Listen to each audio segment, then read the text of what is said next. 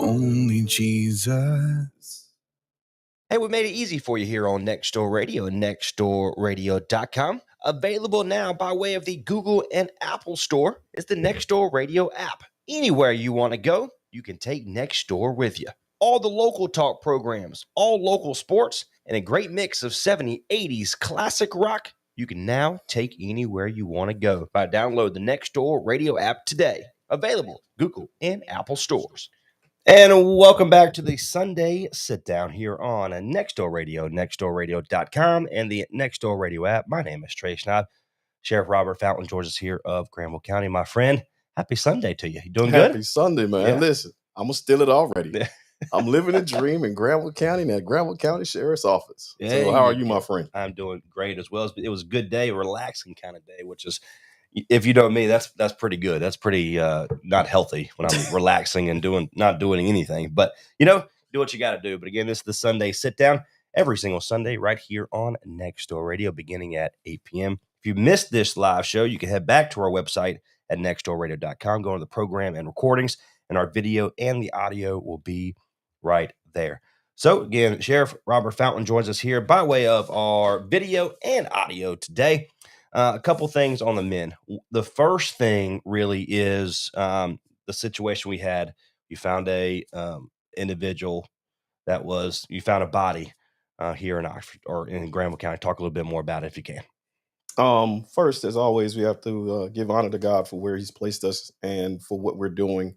To my team, to the community, we were notified around 3:00 that what appeared to be a human body or remains were found by a contractor that were picking up trash along this road. And once we were notified, my team, we went out there, set up a perimeter, started doing the things to cordon off the area. But prior to that, the family of the young man, Jonathan, had contacted OPD and Officer Threet and filed a missing report through OPD. Once I took office, they gave me a call, and we had flyers that we had put out and OPD had put out, and that gave a description of the young man.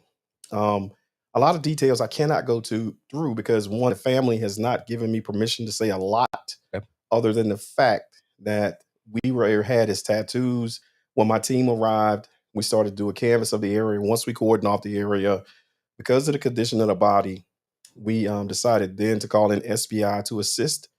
And when they came out, we were able to do and take our time to process the scene and get an evaluation if there was anything that we saw that was nefarious or that was wrong. The medical examiners came out. We took photos of the tattoos. We kind of knew, based on conversations from the parents and previous interactions with him, what his issues were. And that we took our time, looked at them. Everybody started this uproar about this whole situation. And we're not. And I'm going to tell the public this, today and moving forward. I'm not going to release any information about a child or somebody's family members until I get the permission from them. And then we will move forward. If there is a case in which there is something that is a community should be concerned about, or the safety of the community, we will immediately tell the community. But once we found them, my guys were 99.9% sure, but I still would not make any kind of statements about it, except that we found the young man. And once the medical examiner, we got some records from UNC Hospital about where he had treatment before, and we were able to identify him. Then we made contact with the family and asked them what information they wanted to put out. And we were, told we could release his name. And the only thing I could tell you guys is that there were no signs of any injuries, no broken bones, nothing like that sort. And there is no safety issues for the community. So his personal things that he had to deal with, I will not address those. And that's the family's decision to make that decision, to give me permission to say that. So we're not going to do that. We're praying for the family. We wanted to bring closure to this family, and that's what we did. And that's what they asked for. And I would extend that courtesy to any family that has a missing or endangered child. And to that degree, my special operations and intelligence unit will start to look at missing and endangered children and adults in this area. That's something we're moving on tomorrow. But I think that's what the community should understand. And no one is going to force me to say anything inappropriate about anybody's child until I'm given permission to do those things. That's the way we roll. There you go. And then again, of course, here at Next Door Radio, on behalf of myself and my family, I mean, our thoughts and prayers goes out to the family and the young man that was found. So hopefully things are coming from that. Again, my name is Trace Nine on behalf of Next Door Radio. This is the Sunday Sit Down with Sheriff Robert Fountain. Joins us here by way of our video and our audio today. Since you've taken office, we've seen a numerous amount of information and press releases and details and things like that by social media. But hey, we've got this is in. If I'm pronouncing all that right, but where does all that really? How do you release stuff like this? How does that? What is the kind of the game plan and the idea behind stuff like that? The game plan is we said we were going to be transparent about things that happened in this community. And moving forward, I've started talking to the county manager and some other people to look at a public information officer so we can actually have consistent information given out, even with the emergency alert systems, and how we're going to work with Crime Stoppers to develop a system to where we can release information as pertinent and fast as we can. But I'm not going to release misinformation because that will hurt the agency's credibility and reputation that we gave out some false information prematurely. So we're not going to do that. We're looking contracts now, personnel to get a public information officer on board with us, either contractually or hired. And right now we're starting to expand what we do from the booking in the detention center. So when somebody's arrested, we can go ahead and post those bonds, those booking pictures. We're going to look at victim services, how we release people who may have domestic violence charges or things like that. Their release dates will be updated as well. And I think that was the transparency of what we're supposed to do. And that's what we're going to do. And my jail detention staff, we just got our new jail administrator on, and he is ready to move forward with those things. And that's what we said we were going to do. Everything we said we're going to do, that's what's going to happen. So, but again, I'm not going to be forced or pushed. I had an interview with Butner Creedmoor newspaper. I've got one coming up with the Oxford Ledger, and the Henderson Dispatch wants to speak with me. I'll talk to everyone, but it's got to be in the right time. But the time is not ready for a lot of information because you could wear the community out. So I want things to come to me.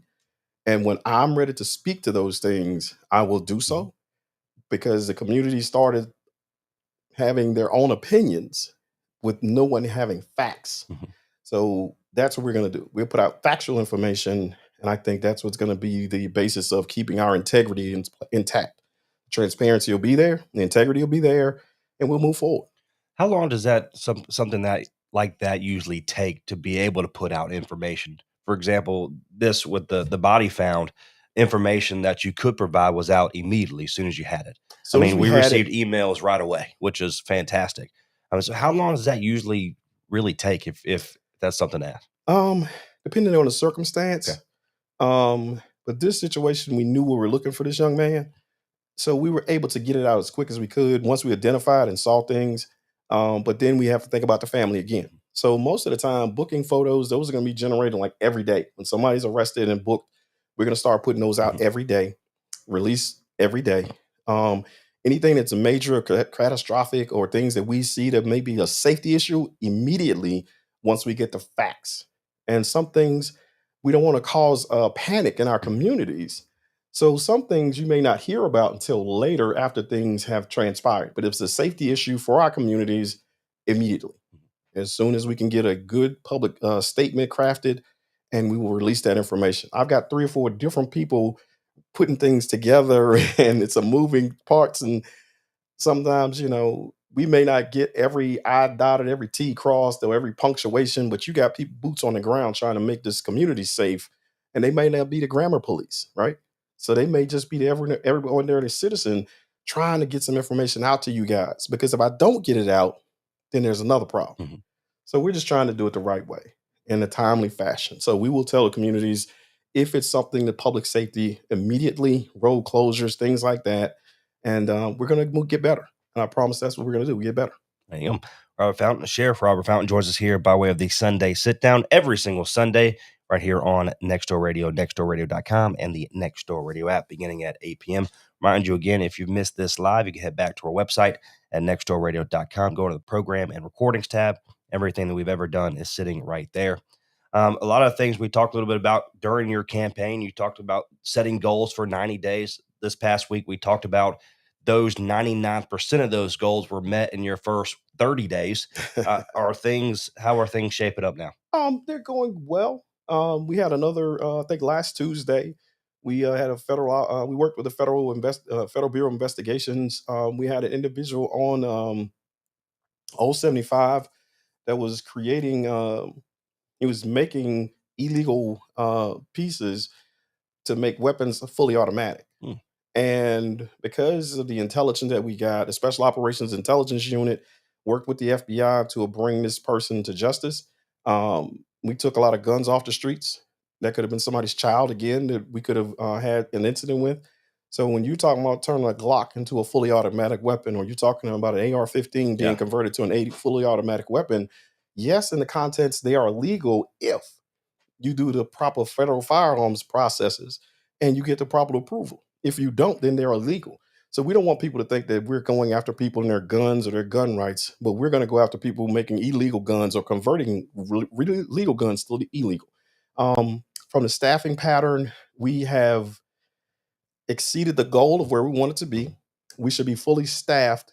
I just swore in 8 amazing. people on Tuesday. I got 4 students in BLET at this time. And we have another group of people being sworn in February. Wow, that's And awesome. then again in March, we have another 3 to 4 coming in March 15th. So we should be close. And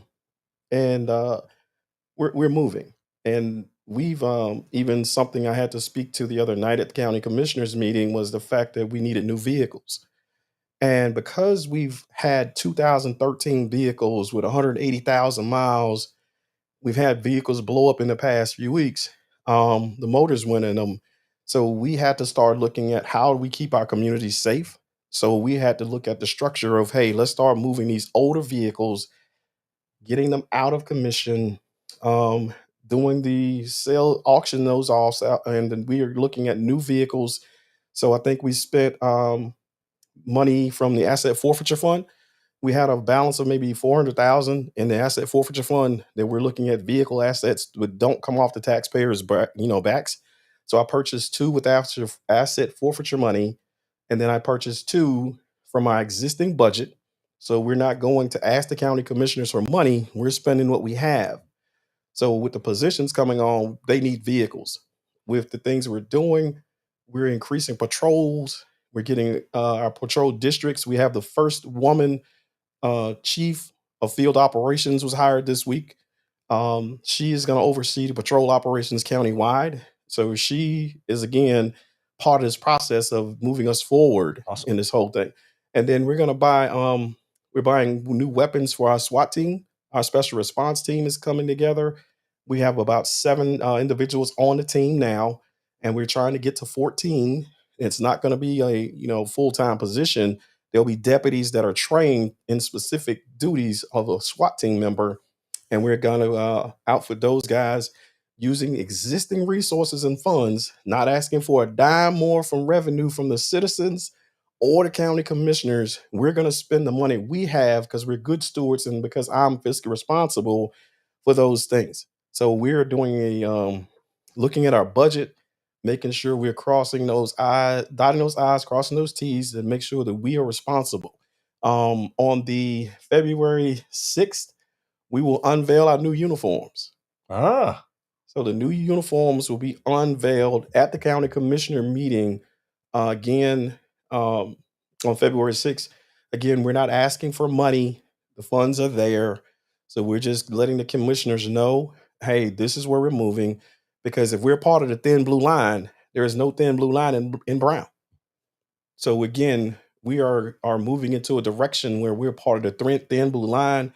We want to support all law enforcement, and we want to make sure that our professional standards are such that people recognize us because we're going to a Class A uniform. We're getting away from wearing hoodies and polos and BDUs. These guys, when you see our guys get out with the patrol division, they'll be in a uniform starting soon. As soon as they get the uniforms in, they'll be wearing their Class A uniforms while they're on patrol. So we're going back to a professional standard that I want to hold my guys to, and I'm going to be held accountable. And my leadership team knows that they're going to wear uniforms as well. Certain days of the week they won't. Other days you'll be in a Class A uniform, because if the troops got to do it, then you got to do it as well. So you lead by example, and that's where we're going to be, and that's what we're going to do. So There you everybody's go. happy. There you go. Hey, gotta love it. Excited to see those new uniforms take effect again. Sheriff Robert Fountain joins us here by way of our Sunday sit down every single Sunday, beginning at 8 p.m. here on Next Door. And of course, all of our social medias as well. You mentioned a lot of changes in that right there. Anything else that you guys have coming up that the community needs to know about? At the end of this week, the 27th, I think, the school partnership to have 2 vehicles identified for autism, bullying, cyberbullying, domestic violence. I think all the schools and charter schools were given an opportunity to design 2 vehicles, and we will have those results in this week, and we will take those to our community liaisons and pick 2 vehicles, and they will have those vehicles wrapped again using existing funds. And then those vehicles will be utilized for our community engagement unit, which we're shaping now. So we will have a community engagement director. We swore in 6 chaplains that'll be part of the community engagement unit. We have our first woman chaplain to lead our chaplaincy service now. And we're just doing things different. We got 100% rating on our jail detention um, inspection. We're moving forward. The Special Operations Intelligence Unit director came on board. He was with the Governor's Highway Safety Council. So he's going to help us with grant funding to get vehicles and personnel, as long as from the highway safety component, to be utilized for traffic control and those types of things, and drunk driving. So we're getting those grant funded positions kind of in place. Um, and again, the structure and strategy of what we said we were going to do, we're following that roadmap. And I think that the community will be happy once they start to continue to see the vision come to shape. And again, our March, April is be the first kickoff with Next Door Radio for our first community event. And that's the partnership we said we're going to keep. And I want the people of Granville County to understand that we're going to do everything we said we're going to do. And I'll reiterate it. The public safety and integrity of this organization are the things that we're going to continue to grow and build. And that's dependent and incumbent upon Trey and myself and the community and my team. So we're ready. We're ready. There you go. You mentioned, and real quick, and we'll finish after this, Sheriff, the 100% rating on the jail inspection. You mentioned that last week during the Sunday sit down. Explain what that really means, because that's a great number, because I'm not sure I received 100% on anything I did in high school. So let's be honest. But explain a little bit more about that. So the state will come in and surprise you. And it's just a surprise inspection.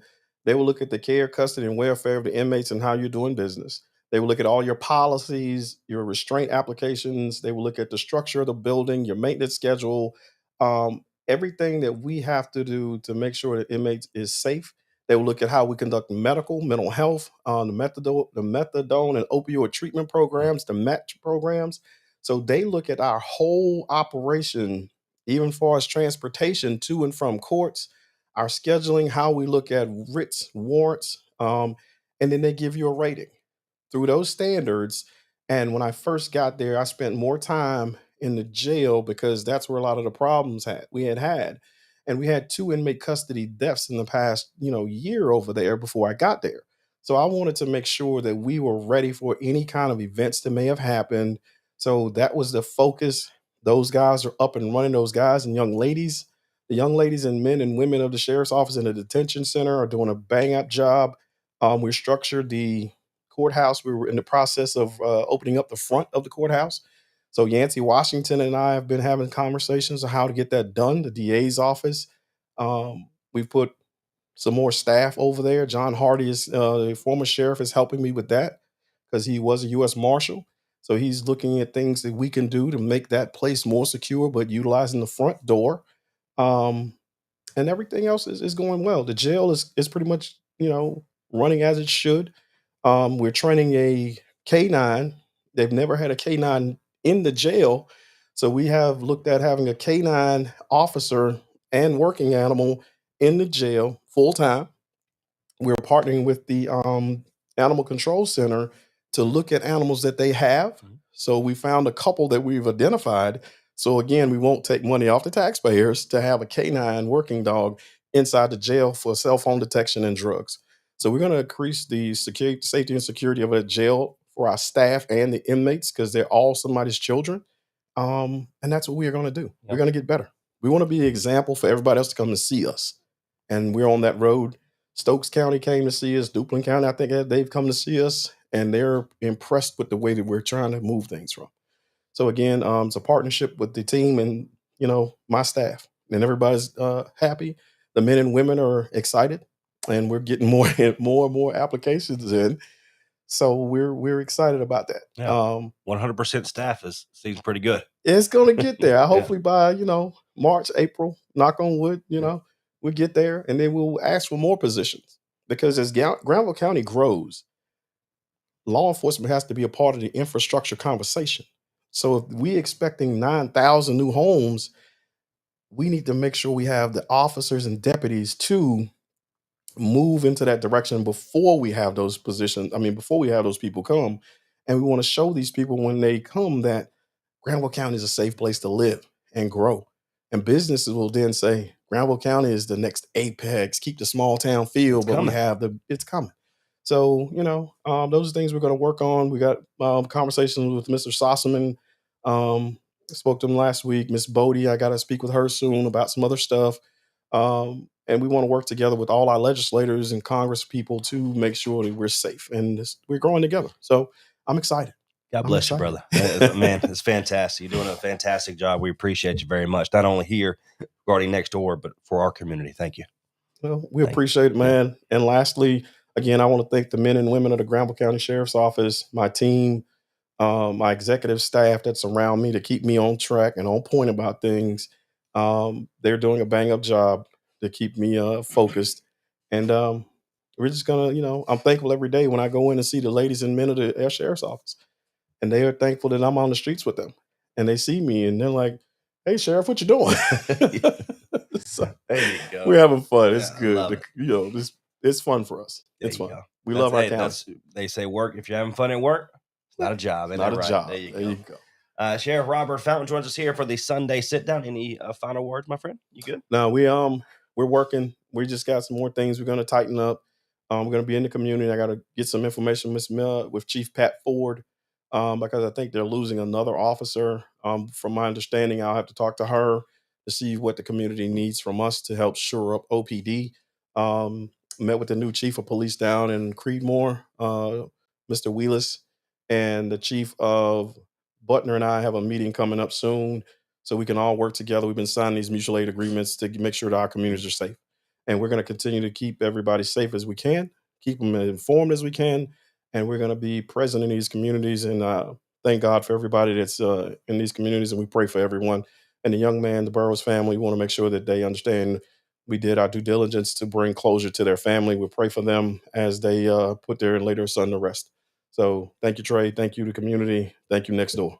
There you go. Sheriff Robert Fountain joins us here by way of the Sunday sit down, beginning at 8 p.m. every single Sunday. We'll see you next week, okay? God bless you. Thanks, Trey. Until next time, God bless you. Thank you so much for being a part of what we do here on Next Door Radio, nextdoorradio.com, and the Next Door Radio app. We'll see you later.